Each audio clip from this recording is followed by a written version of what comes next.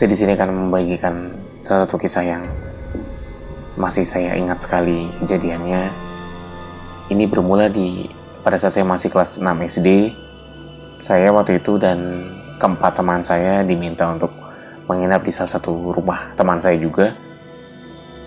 Lokasinya di daerah Lipi, itu daerah Citayam atau Bojonggede ya, perbatasannya lah. Kebetulan pemiliknya sedang pulang kampung, jadi kita menjaga rumah tersebut supaya ya biar gak ada maling sih. Akhirnya salah satu dari teman saya itu udah di rumahnya tersebut, udah di rumah itu lebih dahulu.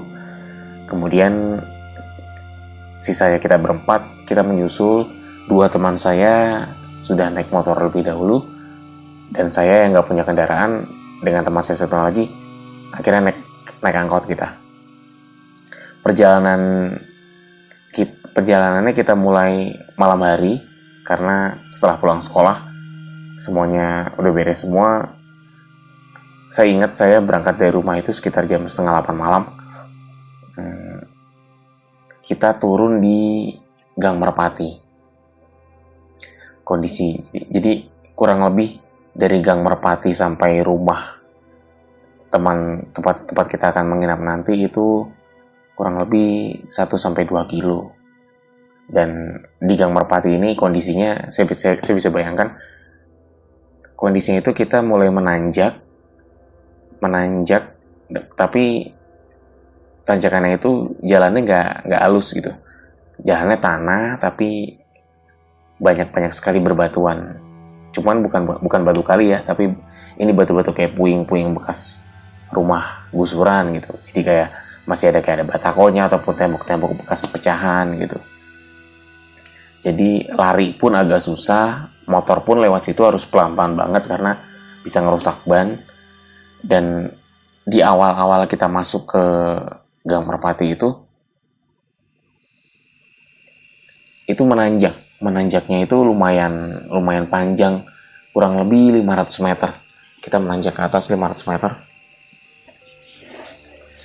Setelah kita menanjak, kita akan ketemu tikungan kiri, lalu tikungan kanan. Setelah itu lurus terus sejauh kurang lebih 500 meter juga. Nah, itu suasananya udah lumayan gelap. Sebenarnya ini malam minggu, jadi saya nggak ada pikiran buat menyeramkan atau gimana gitu, karena kebetulan di Gang Merpati itu pada saat itu ya, itu gelap sekali. Jadi setiap ada lampu, saya nggak tahu kenapa kadang-kadang mati atau dipasang lampu lagi tiba-tiba mati lagi.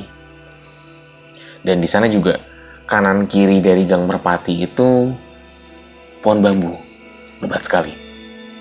Dan kalau misalnya kita ngelihat ke kanan kiri pun gelap aja gitu. Jadi cuma cahaya bulan yang menerangi jalannya kita.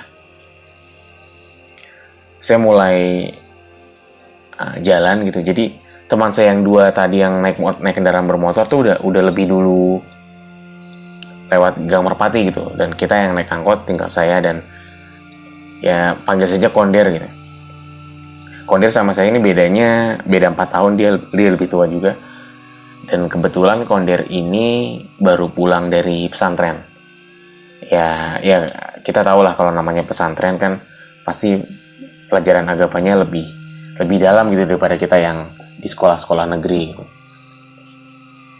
Baru pulang dari pesantren, dan saya pas mulai jalan menanjak ke Gang Merpati itu saya mulai punya firasat nggak enak gitu. Pokoknya perasaan saya nggak enak banget. Saya ngomong ke Konder, "Der, perasaan gue nggak enak Der, gue takut banget Der," gitu.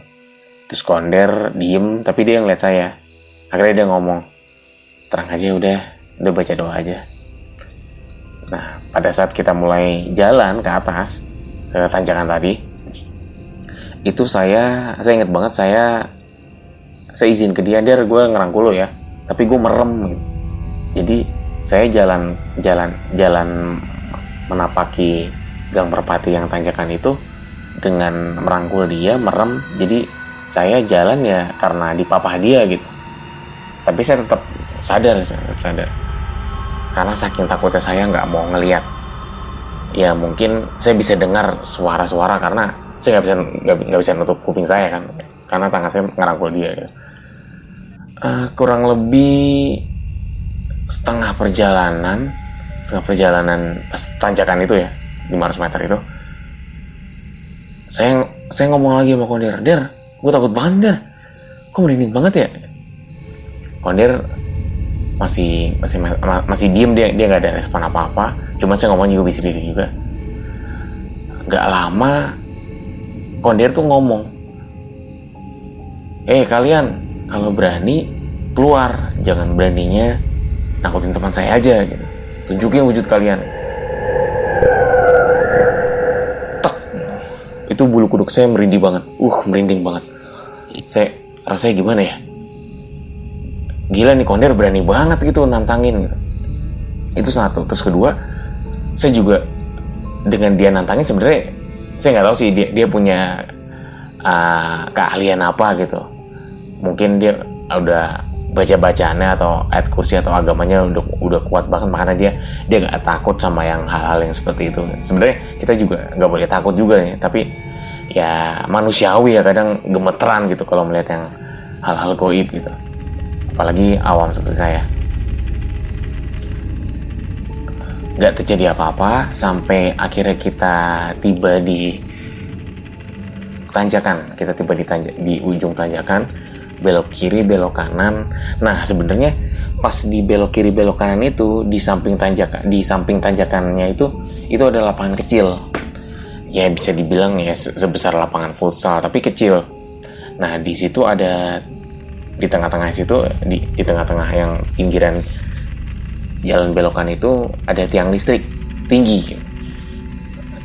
Tiang listrik ini fungsinya untuk mengaliri listrik yang rumah-rumah di ujungnya. Jadi setelah belok kiri belok kanan terus lurusan, di lurusan itu di ujungnya itu ada perumahan warga. Nah makanya sebenarnya ada listrik. Makanya tadi saya bilang sebenarnya di sini lampu sering dipasang ya, tapi sering juga tiba-tiba mati ataupun dipasang mati. Makanya akhirnya mungkin pengurus rukun tetangga atau rukun warganya akhirnya malas, makanya ya udahlah nggak usah dipasang gitu. Mati mulu gitu. Pas di jalan lurusan itu sebenarnya ada lapangan bola juga gitu. Lapangan bola ini cukup besar. Nah saya pun hampir setiap minggu sering main di lapangan bola tersebut, makanya saya juga sebenarnya hafal betul dengan medan yang sering saya lewati di Gang Merpati itu gitu. Kalau misalnya emang di pagi hari ya gitu, buat saya main bola. Tapi entah kenapa pada saat malam itu saya lagi takut banget. Sampai akhirnya kita sepertiga perjalanan pas kita jalan lurus. Pas lurus kan ya beda perasaan sama nanjak ya. Lurus juga itu kan udah lebih mendekati rumah warga gitu di ujung-ujungnya. Itu tiba-tiba ada suaranya itu saya benar-benar masih ingat banget nih. Ini saya merinding ceritainnya. Itu tertawanya ya suaranya kurang lebih kayak gini.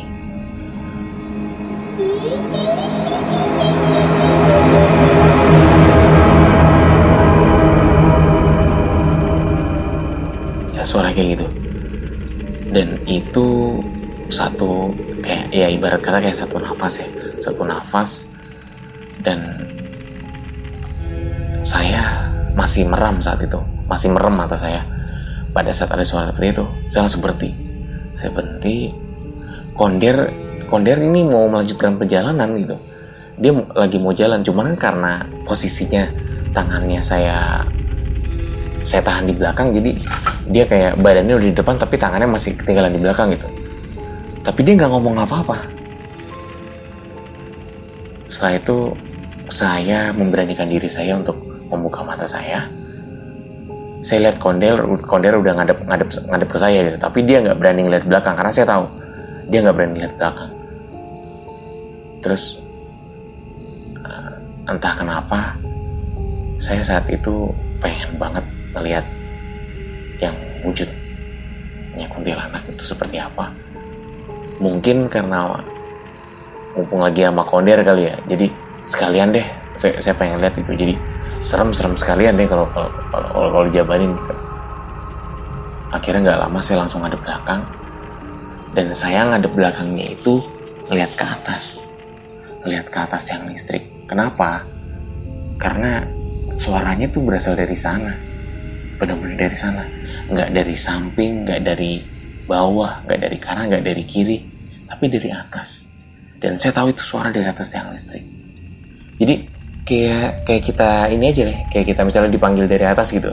Woi bay, kita kan pasti nengoknya ke atas kan, nggak mungkin ke belakang atau ke bawah atau ke kanan kiri gitu, karena suaranya dari atas. Nah ini pun begitu. Dan nggak ada apa-apa dong, bener-bener nggak ada apa-apa. Itu makin bulu-bulu, waduh. Tahu nggak yang saya takutkan apa? Pada saat saya ngadep depan, takutnya di depan kan, karena halusinasi saya tuh udah kayak di film-film gitu. Dan saya juga nggak nyangka ternyata ketawanya tuh pun kayak di film-film, itu beneran real banget. Dan Konder tuh langsung ngomong, bay buruan bay. Dan saya malah saat itu langsung ninggalin Konder di belakang, dia ikut lari juga gitu akhirnya. Dan lari kan tunggang langgang loh, pokoknya bener-bener lari tunggang langgang. Pas di ujungnya perumahan warga itu, teman saya yang naik motor udah nunggu 2 orang. Dia langsung heran gitu, kenapa? Kok lari ngos-ngosan? Aduh gila, merinding gua, aduh. Tar aja ceritanya. Terus Konder datang kan. Terus si abangnya nih yang di depan ngomong, ya itulah mengapa gue naik motor tapi duluan gitu. Jadi mungkin mereka udah punya firasat juga gitu. Nah 2 hari dari situ, kurang lebih kayak 2 hari dari situ, saya cerita sama papa saya ya, Pak, Bayu itu denger suara ini dari Gang Merpati gitu. Terus nggak taunya papa cerita gitu. Sebenarnya ini udah agak lama Bay, tapi jadi waktu itu papa pernah pulang, lagi ada acara gitu sama teman papa yang rumahnya di daerah Lipi juga, lewat gang itu gitu. Itu kurang lebih jam 11-an ya. Papa digonceng. Abis tanjakan ya, pas lurusan itu namanya papa digonceng kan, papa nggak berani lihat kanan kiri kan, namanya juga itu pohon bambu semua gitu, buat apa juga nengok kanan kiri. Ya udah nengok lurus saya ke depan gitu. Gak taunya di samping papa tuh, waduh gimana Pak ya, perempuan itu kayak terbang ngikutin, bener-bener. Jadi kayak di film-film juga gitu. Kita naik motor terus tiba-tiba di sampingnya ngikutin gitu. Terus pas papa nengok, aduh merinding. Papa nengok tuh putih banget, rambutnya ya hitam, terus matanya tuh hitam. Terus yang serem tuh ya itu, pas papa nengok, dia awalnya nggak nengok, terus tiba-tiba nengok. Ya Allah, papa langsung baca ayat kursi bay. La ilaha illallah. Terus nggak gimana ya, mayoritas orang ya ada beberapa orang yang kalau ngelihat hal seperti itu tuh langsung gak bisa ngomong. Kenapa ya? Aku juga masih bingung sih kenapa. Mungkin karena saking kagetnya atau saking takutnya, jadi alam bawah sadar mereka sampai nggak bisa gerak atau gimana gitu. Aku sih belum pernah bayangin. Mungkin nanti teman-teman bisa nge-share juga di sini salah satu alasan kenapa nggak bisa gerak kalau misalnya lihat yang hal seperti itu. Dan ternyata pas sampai rumah temannya papa gitu, ternyata lihat juga di spion, tapi dikirain papa nggak lihat gitu, tapi nggak taunya papa lihat juga.